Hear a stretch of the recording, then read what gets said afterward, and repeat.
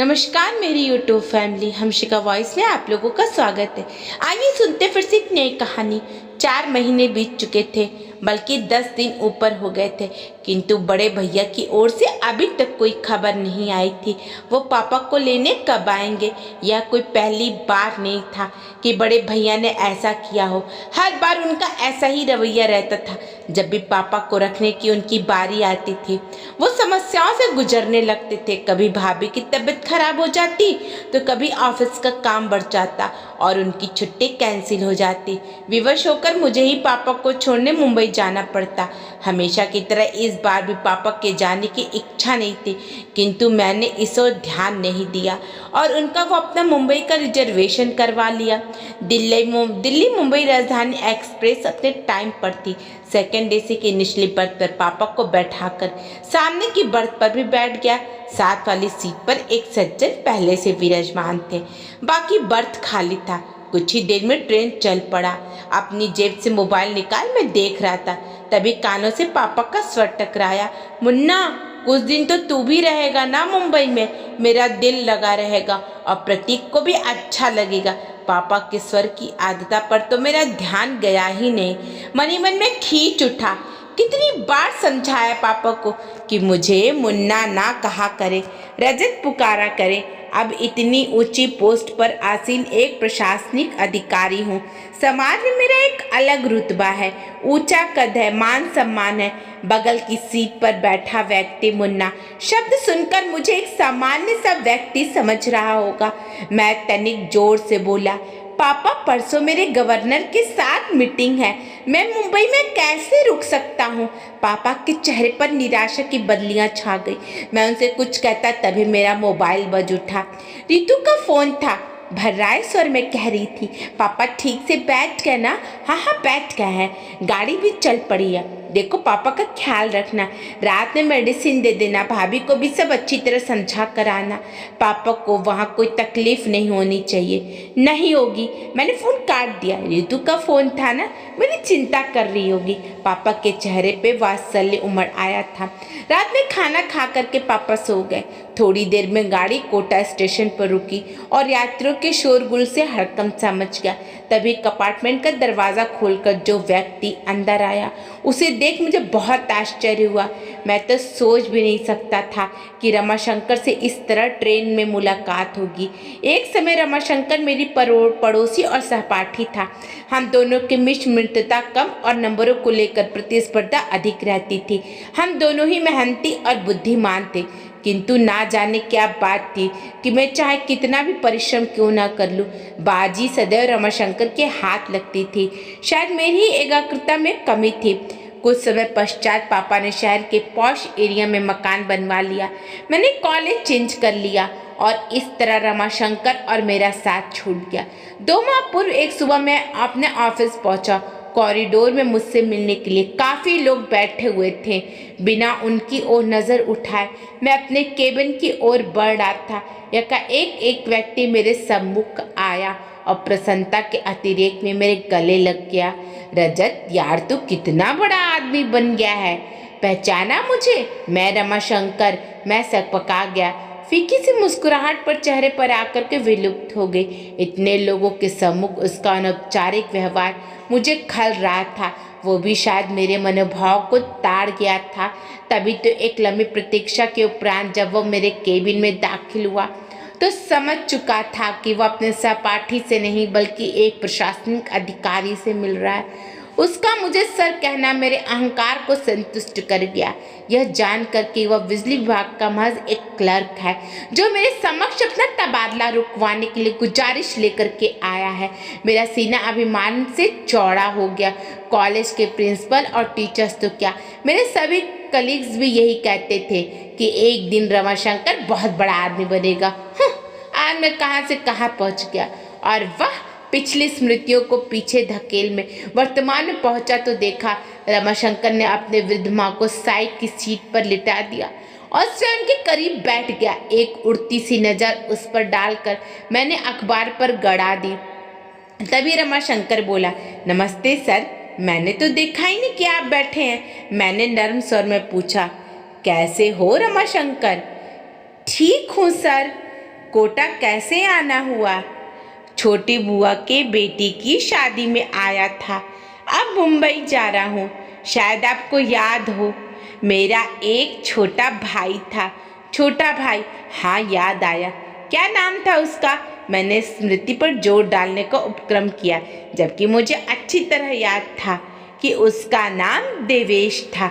Sir, आप इतने ऊंचे पद पर हैं, आए दिन 1000 लोगों से मिलते हैं, आपको कहाँ याद होगा? देवेश नाम है उसका सर। पता नहीं उसने मुझ पर व्यंग किया था या साधारण रूप से कहा था, फिर भी मेरी गर्दन कुछ तन सी गई। उस पर एहसान सा लादते हुए बोला, देखो रमाशंकर, ये मेरा ऑफिस नहीं है, इसलिए सर कहना बंद करो और मुझे मेरे नाम से पुकारो। हाँ, तो तुम क्या बता रहे थे? देवेश मुंबई में है? हाँ रजत, उसने वहाँ मकान खरीदा है। 2 दिन पश्चात उसका गृह प्रवेश है। 4-5 दिन वहाँ रहकर मैं और अम्मा दिल्ली लौट आएंगे। इस उम्र में इन्हें इतना घुमा रहे हो? अम्मा के आने की बहुत इच्छा थी। इंसान की उम्र भले ही बढ़ जाए, इच्छाएं तो नहीं मरती ना। हाँ, ये तो है। पिताजी कैसे हैं? पिताजी का 2 वर्ष पूर्व स्वर्गवास हो गया था। अम्मा यह दुख झेल नहीं पाई और उन्हें हार्ट अटैक आ गया था। बस तभी से वो बीमार रहती है। अब तो अल्जाइमर भी बढ़ गया है, तब तो उन्हें संभालना मुश्किल होता होगा। क्या करते हो? 6-6 महीने दोनों भाई रखते होगे? ऐसा पूछकर मैं शायद अपने मन को तसल्ली दे रहा था। आशा के विपरीत रमाशंकर बोला, नहीं नहीं, मैं तो ऐसा सोच भी नहीं सकता। अम्मा शुरू से दिल्ली में रही है, इनका कहीं और मन लगना मुश्किल है। मैं नहीं चाहता कि इस उम्र में उनकी स्थिति पेंडुलम जैसी हो जाए, कभी इधर तो कभी उधर। कितनी पीड़ा होगी उन्हें ये देखकर कि पिताजी के जाते ही उनका कोई घर पर नहीं रहा, वह हम पर बोझ है। मैं मुस्कुराया। रमाशंकर, इंसान को थोड़ा व्यवहारिक भी होना चाहिए। जीवन में सिर्फ भावुकता से काम नहीं चलता है। अक्सर इंसान दायित्व उठाते उठाते थक जाता है और तब ये विचार मन को उद्वेलित करने लगता है कि अकेले हम ही क्यों माँ बाप की सेवा करें, दूसरा क्यों ना करे। पता नहीं रजत, मैं जरा पुराने विचारों का इंसान हूँ। मेरा तो ये मानना है कि हर इंसान की करनी उसके साथ है। कोई भी काम मुश्किल तभी लगता है तब उसे बोझ समझकर किया जाए। माँ बाप क्या कभी अपने बच्चों को बोझ समझते हैं? आधे अधूरे कर्तव्यों में भी कभी आस्था नहीं होती रजत, मात्र औपचारिकता होती है। और सबसे बड़ी बात, जाने अनजाने हमारे कर्म ही तो संस्कार बनकर हमारे बच्चों के द्वारा हमारे सम्मुख आते हैं। समय रहते ये छोटी सी बात इंसान को समझ में आ जाए तो इनको बुढ़ापा भी संवर जाए। मुझे ऐसा लगा मानो रमाशंकर ने मेरे मुख पर तमाचा जड़ दिया हो।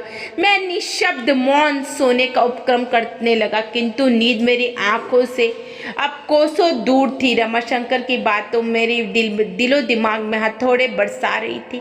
इतने वर्षों से संचित किया हुआ अभिमान पल भर में चूर चूर हो गया। प्रशासनिक परीक्षा की तैयारी करने के इतनी मोटी मोटी किताबें पढ़ता रहा, किंतु पापा के मन के संवेदनाओं को, उनके हृदय की पीड़ा को नहीं पढ़ सका। क्या इतना बड़ा मुकाम मैंने सिर्फ अपनी मेहनत के बल पर पाया? नहीं, इसके पीछे पापा मम्मी की वर्षों की तपस्या निहित है। आखिर उन्होंने ही तो मेरी आंखों को सपने देखने दिखाए, जीवन में कुछ कर दिखाने की प्रेरणा दी। रात्रि में जब मैं देर तक पढ़ता था तो पापा भी मेरे साथ जागते थे कि कहीं मुझे नींद ना आ जाए। मेरे इस लक्ष्य को हासिल करने के लिए मैं पापा से हर कदम पर मेरे साथ रहे, और आज जब पापा को मेरे साथ की ज़रूरत है तो मैं व्यवहारिकता को सहारा ले रहा हूँ। 2 वर्ष पूर्व की स्मृति मन पर दस्तक दे रही थी। सीवियर हार्ट अटैक आने के बाद मम्मी बीमार रहने लगी। एक शाम ऑफिस से लौटकर मैं मम्मी पापा के बेडरूम में जा रहा था, तभी अंदर से आती आवाज़ से मेरे पाँव ठिठक गए।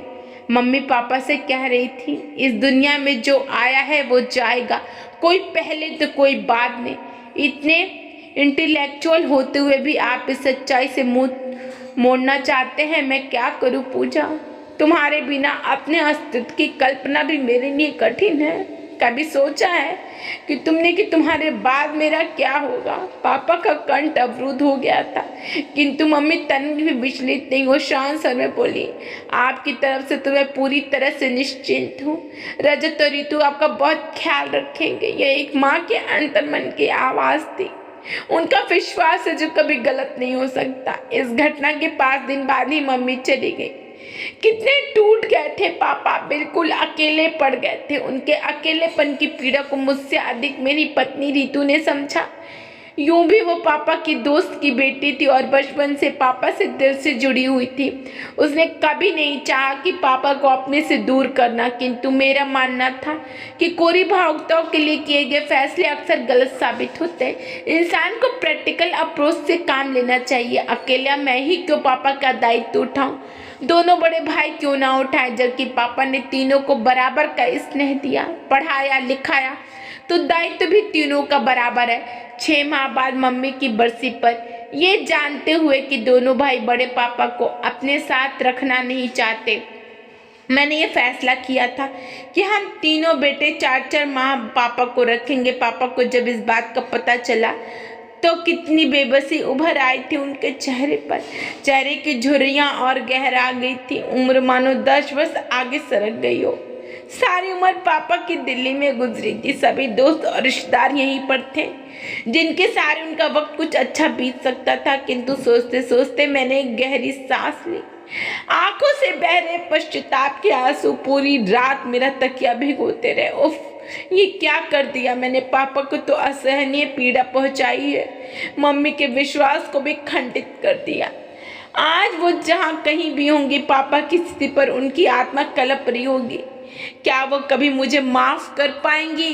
रात में कई बार अम्मा का रमाशंकर को आवाज देना और हर बार उसके चेहरे पर बिना शिकन लाए उठना मुझे आत्मविश्लेषण के लिए बाध्य कर रहा था।